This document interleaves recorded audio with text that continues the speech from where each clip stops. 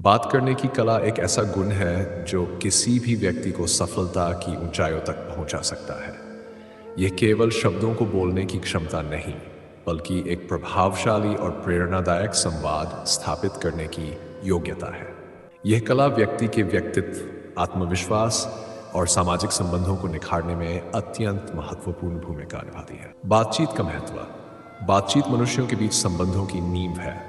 चाहे वह पारिवारिक जीवन हो, सामाजिक परिवेश या पेशेवर क्षेत्र, संवाद के बिना किसी भी रिश्ते की गहराई नहीं बन सकती।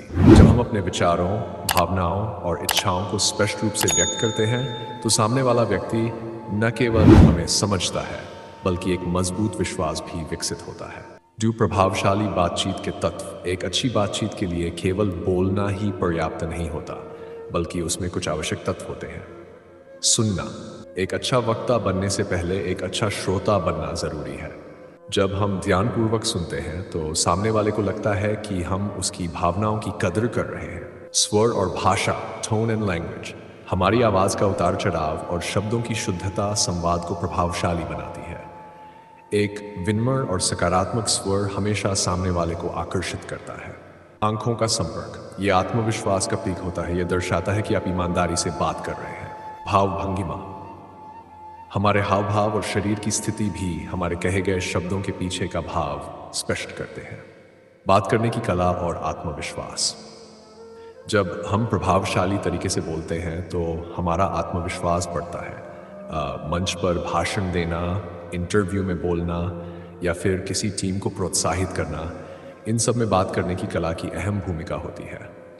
कई बार प्रतिभा होते हुए भी लोग सफल नहीं हो पाते, सिर्फ इसलिए क्योंकि वे खुद को सही तरीके से प्रस्तुत नहीं कर पाते। सकारात्मक संवाद की शक्ति।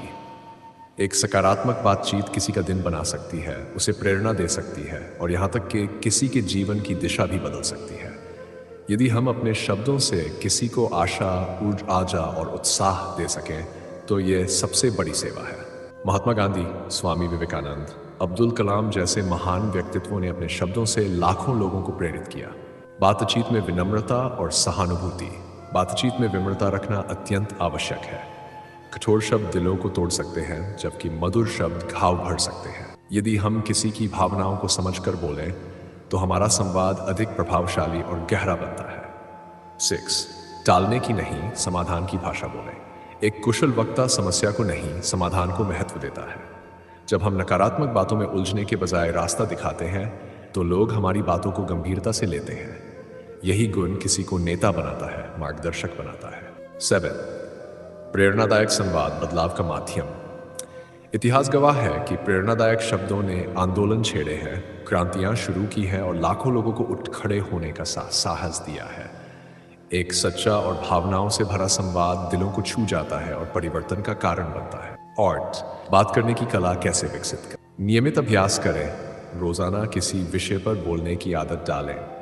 अच्छे वक्ताओं को सुने, जैसे टेड प्रेरणात्मक भाषण आदि। दर्पण के सामने बोले, आत्मनिरीक्षण में मदद करता है। शब्दों का चयन सोच समझ कर करें।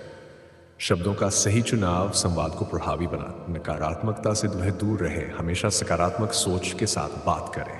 9. निष्कर्ष। बात करने की कला कोई जन्मजात गुण नहीं है, इसे सीखा और विकसित किया जा सकता है।